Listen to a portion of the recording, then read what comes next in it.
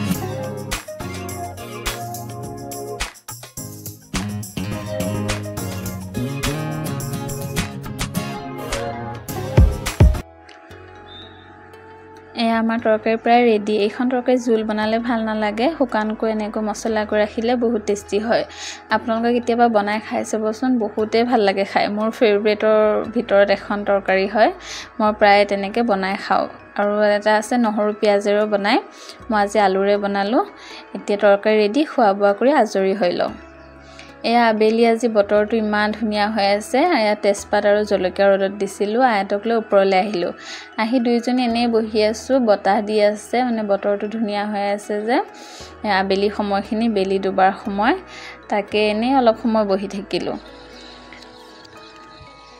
কি হৈছে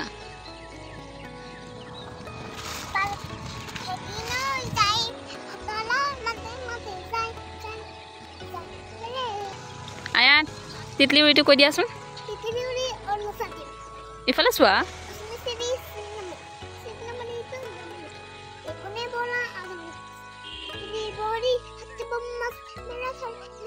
নাচি নাচি কোৱা এয়া সন্ধিয়া হল ঘৰলৈ যাওঁ এতিয়া ভিতৰলৈ ৰঙা হৈ আছে বেলিটো দেখিছেনে কিমান ধুনীয়া লাগিছে দেখিবলৈ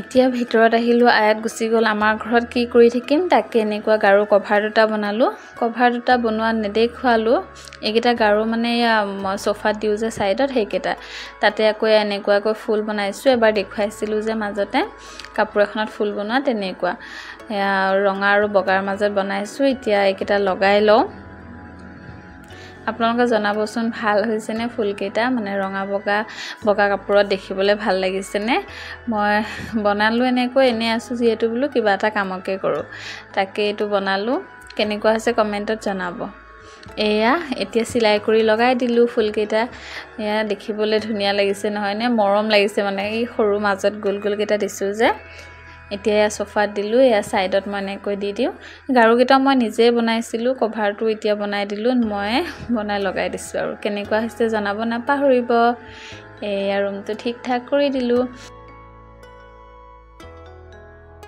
সন্ধিয়াৰ পৰা অকলে বহি আছো আজি ৰন্ধা বঢ়া কামো নাই আৰু চাৰিয়াতৰ ঘৰত মানে মামীহঁতে ৰাতি ভাত খাবলৈ মাতিছে তালৈ যাম আয়াতো নাই আমাৰ ঘৰত আছে গৈ এতিয়া আমনি পাইছো আৰু অকলে বহি থাকি এতিয়া এখেত আহিলে যাম তালৈ ভাত খাবলৈ ফোন কৰি আছে ৰাতি 9টা বাজিলে আহি এতিয়ালৈ যোৱা নাই যাম আৰু এখেত আহিবলৈ ফোন কৰিছো কৈছে কি আহি আছো আৰু এতিয়ালৈ আহি পোৱা নাই অলপ মই ৰখো পাছত তালৈ যাও খোৱা বোৱা কৰি আহোগৈ বলক এতিয়া অলপ ৱেইট কৰি লওঁ মিষ্টাৰৰ কাৰণে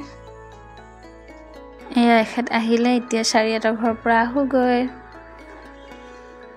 আহিলোঁ, আহিছোঁ চাৰিআলিত পূৰা মোবাইল চাই আছে। আয়াতৰ কাৰণে বাট চাই আছিলে, আয়াত নাহিলে যিহেতু আমাৰ ঘৰত। এতিয়া ঠাণ্ডা খালোঁ।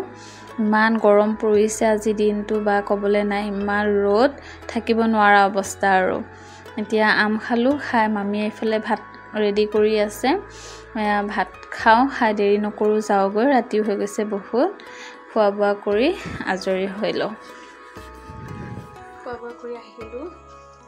আজিলৈ ভিডিঅ'টো ইয়াতে সামৰোঁ। যদি ভিডিঅ'টো চাই ভাল পালে তেনেহ'লে চেনেলটো ছাবস্ক্ৰাইব কৰি দিব, লাইক শ্বেয়াৰ কৰিব, কমেণ্ট কৰিব।